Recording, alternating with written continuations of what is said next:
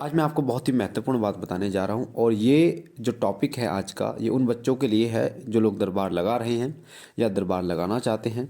अगर आपने भी किसी गुरु से गद्दी ली है, गुरु गद्दी ली है,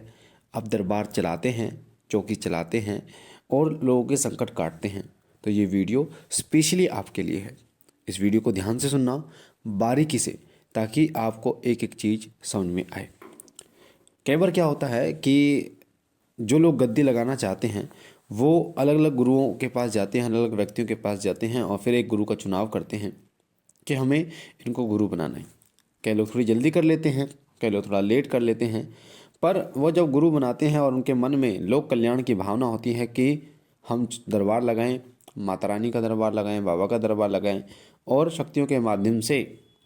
हम लोक कल्याण करें, लोगों की समस्याओं का समाधान करें, संकटों का समाधान करें। ऐसे में जब आप किसी गुरु के पास जाते हैं और गुरु आपको गुरुगद्दी देते हैं, एक शब्द होता है गद्दी। गुरु ने मुझे गद्दी दे दी है,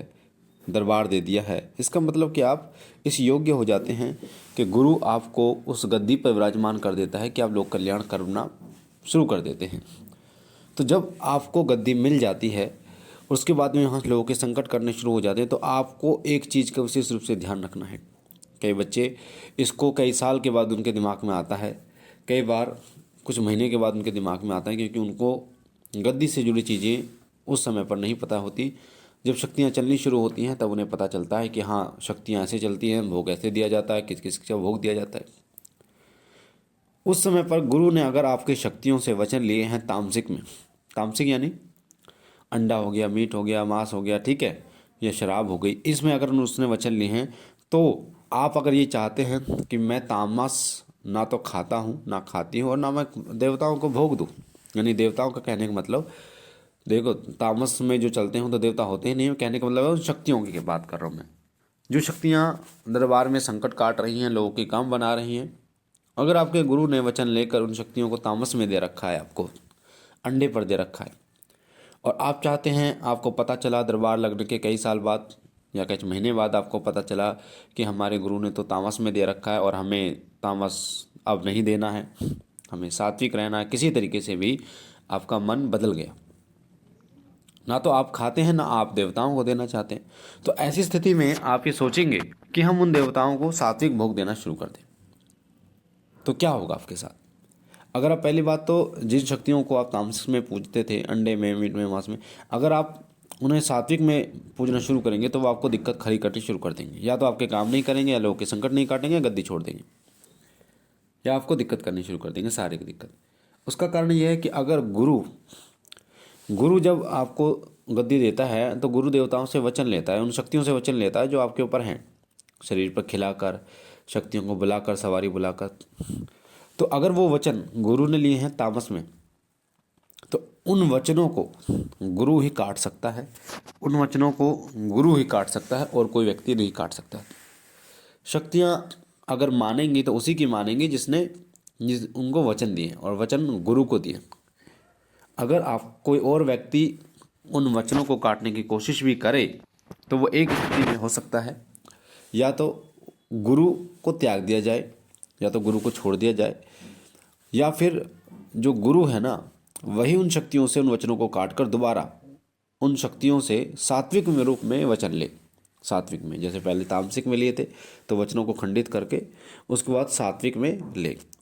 अगर ये भी नहीं हो सकता फिर, या फिर ये हो सकता है कि वो मतलब गद्दी का त्याग करते वो व्यक्ति और किसी दूसरे गुरु से गद्दी ले। ऐसा इस स्थिति में जो है ना, वो बहुत सारे बच्चे फंस जाते हैं, और फिर बाद में, क्योंकि पहले शुरुआत में तो बच्चों को पता ही नहीं होता कि तामस में शक्तियाँ कैसे चलती हैं, गद्दी कैसे चलती है। सिर्फ कई लोग के तो ऐसा रहता है कि उनको प्रसिद्धि चाहिए होती है, नाम चाहिए होता है, पैसा चाहिए होता है कि मुझे जी गद्दी लगानी है, तो वो गुरु बना लेते हैं, जल्दी से जल्दी गद्दी लगाना शुरू कर देते हैं। उसके बाद में शक्तियाँ चलती हैं, बहुत बढ़िया चलती हैं, और जो संगत आती है उसके साथ करते हैं। पर जब तामस में शक्तियाँ चल रही होती हैं तब वो शक्तियाँ उग्र रूप में चल रही होती हैं, वो शक्तियाँ उग्र रूप में चल रही होती हैं। और उन शक्तियों को, जो उग्र रूप में शक्तियाँ चल रही होती हैं, अगर उन्हें तामस में ही यानी पूजा जाएगा तो वो उग्र ही चलेंगे। सात्विक वो जब भी चल सकती हैं, यानी शांत रूप में जब भी चलेंगी जब वो सात्विक उनका भोग प्रसाद दिया जा रहा हो। तो अगर कुछ बच्चे हैं जो हमारे चैनल से जुड़े हुए हैं या फिर कुछ ऐसे बच्चे हैं जिनको गद्दी तामस में मिली हुई है, तो पहली बात तो ये है कि गद्दी तो चल जाती है, पर जो बलि है, जो तामस है, उसका तो पाप तो लगता उसी व्यक्ति को है, उसका फल आपको यहाँ नहीं तो ऊपर भोगना ही पड़ता है। तो शक्तियों को जितना हो सके सात्विक में पूजने की कोशिश करें, भाव को पहले रखें। कई लोग भोग को पहले रखते हैं शक्तियों के और भाव को बाद में रखते हैं। ऐसी स्थिति में शक्तियाँ, अगर आप भोग नहीं दोगे तो कार्य नहीं करेंगी, पर अगर आप भाव से शक्तियों को चलाते हैं तो एक समय पर अगर आपके पास भोग भी नहीं हुआ है, कुछ भी नहीं है, सूखी रोटी है, तो भी आपका हर कार्य करेंगे, शक्तियाँ साथ चलेंगी, रक्षा करेंगे हर तरीके से। तो आपको समझ आ गया होगा कि गद्दी लगाना कोई बड़ी बात नहीं होती, गद्दी को चलाना बड़ी बात होती है। गद्दी को आप कैसे चला रहे हैं, देवताओं को कैसे मना रहे हैं, कार्य कैसे ले रहे हैं, ये बहुत महत्वपूर्ण होता है। इसलिए सात्विक रूप से देवताओं को चलाइए, सात्विक रूप से देवताओं को भोग दीजिए और अपने भाव से देवताओं को चलाइए, भोग से नहीं। भोग सेकंड में, पहले भाव आपका होना चाहिए, उसके बाद भोग होना चाहिए। मुझे आशा है ये महत्वपूर्ण जानकारी आपको पसंद आई होगी। पहली बार चैनल पे है तो चैनल को लाइक कीजिए, शेयर कीजिए, सब्सक्राइब कीजिए और शिव कृपा परिवार पर जुड़िए। हम मिलते हैं एक नई जानकारी के साथ, तब तक के लिए ओम नमः शिवाय, ओम नमः शिवाय, ओम नमः शिवाय।